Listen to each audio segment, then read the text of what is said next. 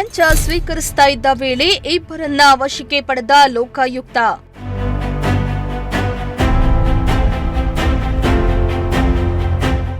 ಉಪ ನಿಬಂಧಕ ಸಣ್ಣಪ್ಪಯ್ಯ ಹಾಗೂ ಎಫ್ಡಿಎ ರಾಘವೇಂದ್ರ ವಶಕ್ಕೆ.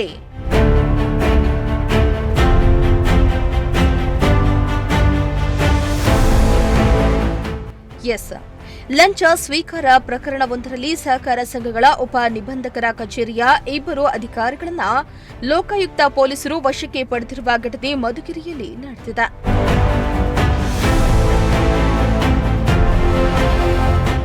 ಇನ್ನು ಸಹಕಾರ ಸಂಘಗಳ ಉಪ ನಿಬಂಧಕರ ಕಚೇರಿಯ ಉಪ ನಿಬಂಧಕ ಸಣ್ಣಪ್ಪಯ್ಯ ಮತ್ತು ಪ್ರಥಮ ದರ್ಜೆ ಸಹಾಯಕ ರಾಘವೇಂದ್ರ ಬಂಧಿತರು. ಶಿರಾ ತಾಲೂಕಿನ ಎಲಿಯೂರು ಗ್ರಾಮದ ಮೀನುಗಾರಿಕೆ ಸಹಕಾರ ಸಂಘದ ಖಾತೆಯನ್ನ ಬ್ಲಾಕ್ ಮಾಡಲಾಗಿತ್ತು.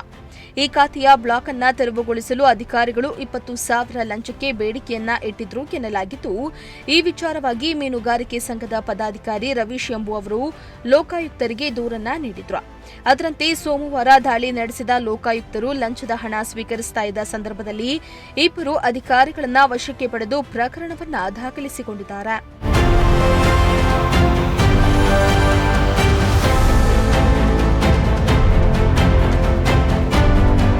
ಇನ್ನು ಈ ಸಂದರ್ಭದಲ್ಲಿ ಲೋಕಾಯುಕ್ತ ಘಟಕದ ಪೊಲೀಸ್ ಅಧೀಕ್ಷಕ ಲಕ್ಷ್ಮೀನಾರಾಯಣ್ ಎವಿ ಮಾರ್ಗದರ್ಶನದಲ್ಲಿ ಪೊಲೀಸ್ ಉಪಾಧೀಕ್ಷಕ ಡಾ ಸಂತೋಷ್ ಕೆಎಂ, ಪೊಲೀಸ್ ಇನ್ಸ್ಪೆಕ್ಟರ್ಗಳಾದ ರಾಜು, ಮೊಹಮ್ಮದ್ ಸಲೀಂ, ಸುರೇಶ್ ಕೆ ಮತ್ತು ಶಿವರುದ್ರಪ್ಪ ಮೇಟಿ ಹಾಜರಿದ್ದರು.